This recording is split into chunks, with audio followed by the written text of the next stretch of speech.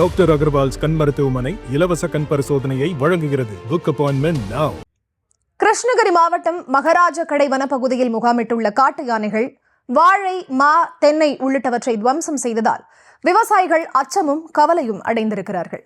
விவரங்களோடு இணைகிறார் எமது செய்தியாளர் பிரதீப்குமார். அவரிடம் பேசலாம். வணக்கம் பிரதீப்குமார், விவரம். வணக்கம்.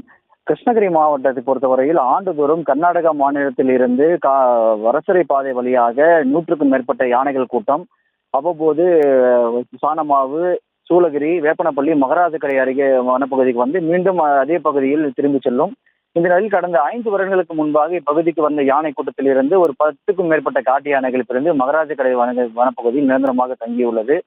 இந்த வனப்பகுதியில் தங்கியுள்ள இந்த காட்டு யானைகள் மகாராஜ கடை அருகே உள்ள மகாராஜ கடை, ஏக்கல்நாத்தம், பெரிய சக்கனாவூர், நார்லப்பள்ளி, சிந்துகம்பள்ளி மற்றும் சுற்று வட்டார பகுதிகளில் உள்ள விவசாய பயிர்களில் புகுந்து தொடர்ந்து அட்டகாசத்தில் ஈடுபட்டு வருகிறது.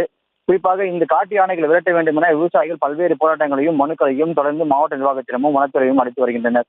இந்த நிலையில் இந்த காட்டு யானைகளை கடந்த 15 நாட்களுக்கு முன்பு மாவட்ட ஆட்சியர் அலுவலகத்தில் விவசாயிகள் 100க்கும் மேற்பட்ட விவசாயிகள் அமர்ந்து தன்னாவில் ஈடுபட்டு யானைகளை விரட்ட வேண்டும் என கோரிக்கை வைத்த நிலையில் மாவட்ட ஆட்சியர் உடனடியாக இந்த யானைகள் விரட்ட நடவடிக்கை எடுக்கப்படும் என உத்தரவிட்டிருந்தார்.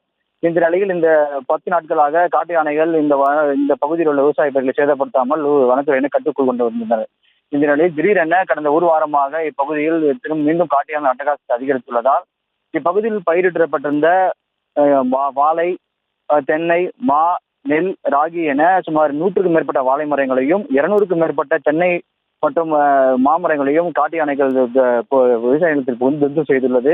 இதனால் இப்பகுதி விவசாயிகள் பெரும் வேதனை அடைந்துள்ளனர். தொடர்ந்து இந்த காட்டு யானை அட்டகாசத்தில் ஈடுபட்டு வருவதால் இப்பகுதியில் விவசாயிகள் விவசாயம் செய்ய முடியாத சூழல் ஏற்பட்டுள்ளதாகவும் இதனால் விவசாயத்தை கைவிட்டு கிராமத்தை விட்டு வெளியேறிய சூழல் ஏற்பட்டுள்ளதாகவும் விவசாயிகள் தெரிவிக்கின்றனர். விவரங்களுக்கு நன்றி பிரதீப்குமார். டாக்டர் அகர்வால்ஸ் கண் மருத்துவமனை இலவச கண் பரிசோதனையை வழங்குகிறது. Book appointment now.